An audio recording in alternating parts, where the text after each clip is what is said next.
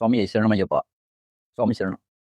గత వీడియోల్లో మనం అంబల పూజ యోగం గురించి, వారి విశిష్టత గురించి తెలుసుకున్నాం కదా!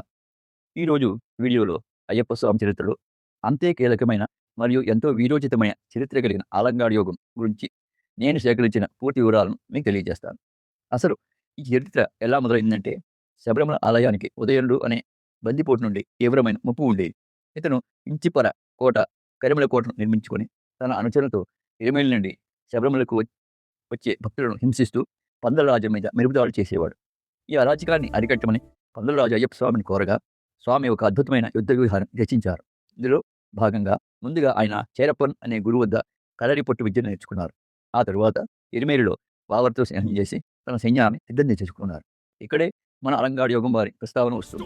అయ్యప్ప స్వామి ఉదయం అంతం చేయడానికి చేసిన దండయాత్రలో అంబల పూజ వారితో పాటు అలంగాడు బృందాలు కూడా కలిసి పోరాడాయి.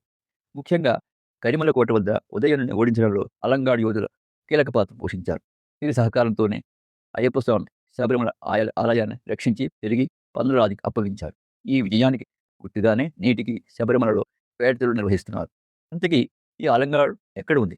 ఇది ఎర్నాకుళం జిల్లాలో కుచ్చికి దగ్గరలో ఉన్న ఒక చారిత్రాత్మక గ్రామం.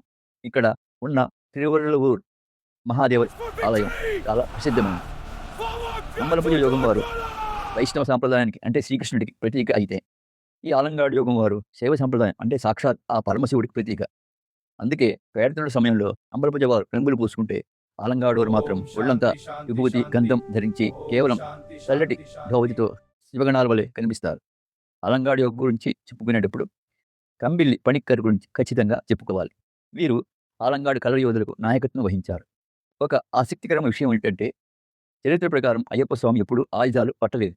కేవలం వ్యూహకర్తగా నిలిచారు. అలంగాడు యోధులు కరిమల వైపు కవాతు చేస్తూ పేరుటూడు అనే ప్రాంతాన్ని దాటుతున్నప్పుడు కంబిల్లి పణిక్కర్ గారు మొట్టమొదటిసారిగా స్వామియే శరణమయ్యప్ప అని బిగ్గరగా నినదించారు. ఆ శరణఘోషే నేటికి కోట్లాది భక్తులకు తారక మంత్రంగా మారింది. ప్రతి ఏటా ధనుర్మాసం చివరిలో అంటే సాధారణంగా జనవరి 12 లేదా 13 తేదీన ఆకాశంలో పగటి చుక్క నక్షత్రం కనిపించిన మరుసటి రోజున ఈ అలంగాడు యోగం వారు పందులరాజు ఇచ్చిన వెండి గొడుగులు అధికారిక యష్ణాలతో అంటే గోలకతో పేటతులు నిర్వహిస్తారు. ఇది ఆలంగాడు యోగం వారి ఘన చరిత్ర. ఈ వీడియో మీకు నచ్చితే లైక్ చేయండి, షేర్ చేయండి. మరిన్ని ఆధ్యాత్మిక విషయాల కోసం మన ఛానల్ని సబ్స్క్రైబ్ చేయండి. స్వామి శరణమయ్యప్ప. అయ్యప్ప మాలాధారణం యూట్యూబ్ ఛానల్ ఆదరిస్తున్న మీ అందరికీ ధన్యవాదాలు.